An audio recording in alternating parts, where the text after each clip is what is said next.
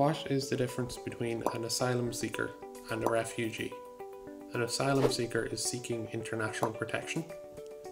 A refugee has had to leave their country of origin due to reasons of persecution such as race, religion, nationality, member of a particular social group, or political opinion. What is the 1951 United Nations Refugee Convention? This states that a person shall not be returned to a country where they face serious threats to their life or freedom. This is now considered a rule of customary international law.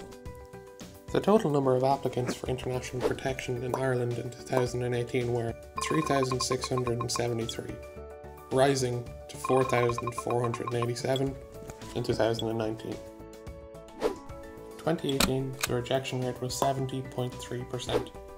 Acceptance rate was 23%. Subsidiary rejection rate was 6.73%. The countries with the highest number of applicants were Georgia, Albania, Syria, Zimbabwe, and Nigeria.